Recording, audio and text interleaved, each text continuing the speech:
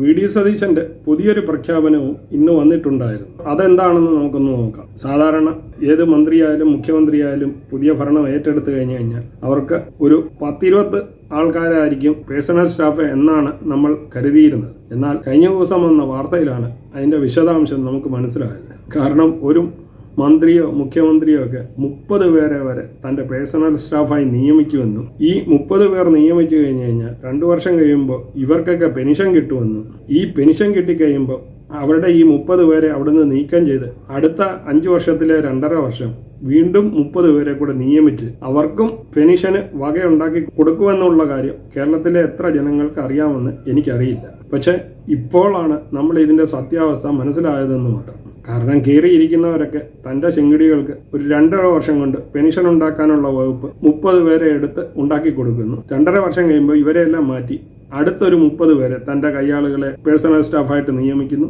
അവർക്കും അടുത്ത 2.5 വർഷം കഴിയുമ്പോൾ നമ്മുടെ കാശെടുത്ത് പെൻഷൻ കൊടുത്ത് അവരെയും സാമ്പത്തികമായി നല്ല നിലയിലെത്തി. പക്ഷേ പുതിയ മുഖ്യമന്ത്രി ഇതിനൊരു പൂട്ടിട്ടു എന്നാണ് ഇപ്പോൾ വന്ന ന്യൂസുകൾ കാണിക്കുന്നത്. അതായത് മന്ത്രി നിയമിക്കുന്ന സ്റ്റാഫുകൾക്ക് സർക്കാർ ശമ്പളവും ആജീവനാന്ത പെൻഷനും നൽകുന്ന വിചിത്രമായ രീതി ഇന്ത്യയിൽ കേരളത്തിൽ മാത്രം ഉള്ളതാണെന്നും ആ ലോട്ടറിക്ക് ചെറിയ പൂട്ടിട്ട് സതീശൻ എന്ന നമ്മുടെ പുതിയ മുഖ്യമന്ത്രി ജനങ്ങളുടെ സമ്പത്ത് കൊള്ളയടിക്കുന്നത് നിർത്തലാക്കി എന്നുമാണ് അറിയാൻ കഴിഞ്ഞത്. അതായത് ഇനിയും തൊട്ട് പേഴ്സണൽ സ്റ്റാഫായിട്ട് നിയമിക്കുന്ന ആൾക്കാർക്ക് 4 വർഷം കഴിഞ്ഞാൽ മാത്രമേ പെൻഷൻ കിട്ടുകയുള്ളൂ. ഇപ്പോഴും എത്ര പേരാണ് നിയമിക്കുന്നതെന്ന് നമുക്കറിയില്ല. നിയമിക്കുന്ന ആൾക്കാർ ഏതായാലും 4 വർഷം കഴിഞ്ഞാൽ അവർക്ക് പെൻഷൻ കിട്ടത്തുള്ളൂ. 2 വർഷത്തെ പരിപാടി നിർത്തി. അപ്പോൾ അതിനർത്ഥം ഒരു ടേമിൽ, അതായത് അടുത്ത 5 വർഷത്തെ ഭരണത്തിനിടയ്ക്ക് ഒരു വട്ടം മാത്രമേ ആൾക്കാർ നിയമിക്കാൻ പറ്റൂ. കാരണം 4 വർഷം കഴിഞ്ഞാൽ പിന്നെ ഒരു വർഷമേ ഉള്ളൂ. അതിനകത്ത് കയറിയിരുന്നാലും പെൻഷൻ കിട്ടില്ല. അപ്പോൾ മുഖ്യമന്ത്രി സതീശന്റെ ഈ ഓർഡർ ജനങ്ങൾക്ക് സ്വീകാര്യവും ജനങ്ങൾക്ക് ഗുണകരമാണെന്നും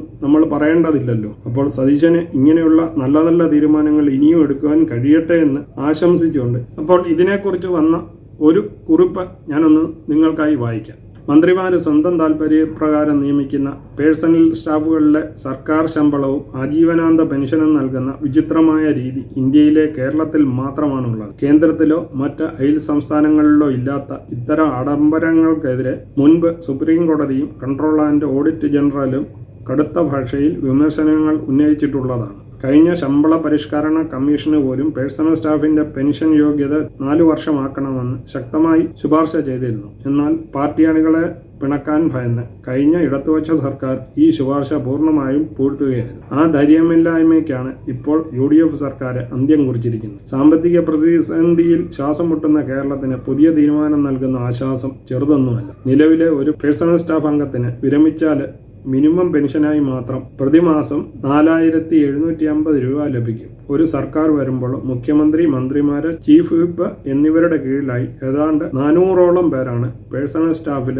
രാഷ്ട്രീയമായി നിയമിക്കാറുള്ളത്. യാതൊരു വിദ്യാഭ്യാസ യോഗ്യതയോ കൃത്യമായ മാനദണ്ഡങ്ങളോ ഇല്ലാതെ പാർട്ടി ഓഫീസുകളിൽ നിന്നും വരുന്ന ലിസ്റ്റ് അനുസരിച്ച് കേവലം 20കളിലുള്ള ചെറുപ്പക്കാർ പോലും ഇത്തരം തസ്തികകളിൽ കയറിപ്പറ്റുകയും വെറും 2 വർഷത്തെ ജോലി കൊണ്ട് ജീവിതകാലം മുഴുവൻ സർക്കാർ പെൻഷന് വാങ്ങി ഖജനാവ് മുടിക്കുകയും ചെയ്യുന്ന അവസ്ഥയിലായിരുന്നു കേരളം. മറ്റ് സംസ്ഥാനങ്ങളിലെ പേഴ്സണൽ സ്റ്റാഫ് ഘടന പരിശോധിക്കുമ്പോഴാണ് കേരളത്തിലെ രാഷ്ട്രീയ അതിപ്രസരത്തിന്റെ ആഴം ബോധ്യപ്പെടുക. രാജ്യത്തിന്റെ തലസ്ഥാനത്ത് കേന്ദ്ര ക്യാബിനറ്റ് മന്ത്രിമാർക്ക് പോലും പരമാവധി 15 പേരെ മാത്രമേ പേഴ്സണൽ സ്റ്റാഫായി നിയമിക്കാൻ അനുവാദമുള്ളൂ.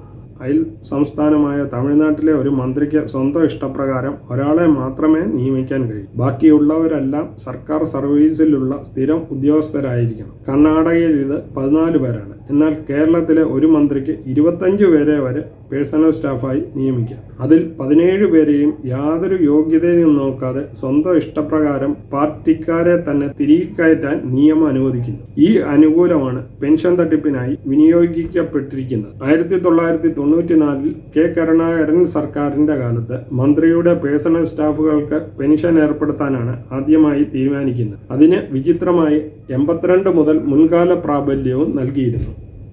അന്നു മുതൽ ഇന്നുവരെ കോടിക്കണക്കിന് രൂപയാണ് ഈ ഇനത്തിൽ മാത്രം ഖജനാവിൽ നിന്നും ചോർന്നു പോകുന്നത്. നിലവിലെ പുതിയ നിയമത്തിന് മുൻകാല പ്രാബല്യം ഉണ്ടായിരിക്കില്ലെന്ന് സർക്കാർ വ്യക്തമാക്കിയിട്ടുണ്ട്.